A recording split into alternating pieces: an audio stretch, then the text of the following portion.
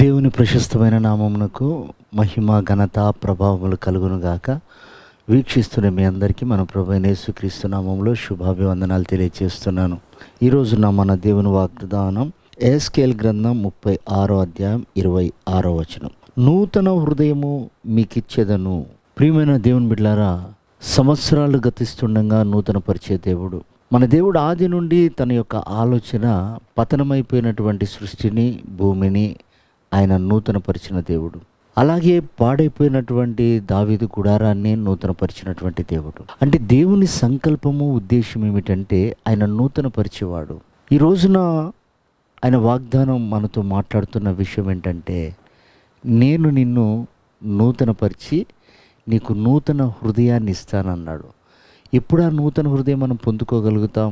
బైబిల్లో ఐగుప్తులో నుండి మనల్ని తీసుకొచ్చినప్పుడట ఆయన మన మీద శుద్ధ జలము చల్లి మనలో ఉన్న విగ్రహారాధన ద్వారా అపవిత్రత అంతా తొలగించినప్పుడు మనకి నూతన హృదయం ఇస్తాడు అని బైబిల్ సెలవిస్తుంది. అంటే మనం ఐగుప్తులో ఉన్నప్పుడు ఐగుప్తు ఆశల్లో కలిగి ఉన్నాం, అపవిత్రతతో కలిగి ఉన్నాం. కానీ ఇప్పుడు శుద్ధ జలము అనగా వాక్యము ద్వారా మనల్ని ఉదక స్నానం చేయించున్నాడు. వాక్యం ఏం చేస్తుంది? మన అంతరంగములో మూలుగుల్లో చొచ్చుబడి అది అంతరంగంలో ఉన్న సమస్త పాపమును, కల్మషమునంతా కూడా కడుగుతుందని బైబిల్ సెలవిస్తుంది. మూలుగు లోపలికి చొచ్చుకుపోయి, అంటే వాక్యము ఎంత శోధిస్తుందంటే లోపలికి వెళ్ళి పరిశోధిస్తుందట. ఆ పరిశోధించే సమయంలో మన హృదయంలో ఏమీ లేకుండా ప్రభువుకు అంగీకారమైనటువంటి ఆలోచనలు, మనసు మనం కలిగినప్పుడు మనకి నూతన స్వభావం మనకి దొరుకుతుంది. ప్రియ దేవుని బిడ్డలారా, చాలాసార్లు రక్షించబడ్డ మన జీవితంలో వాక్యానికి అప్పగించుకోము. ఈ వాక్యం నాకు కాదులే అనుకుంటాం.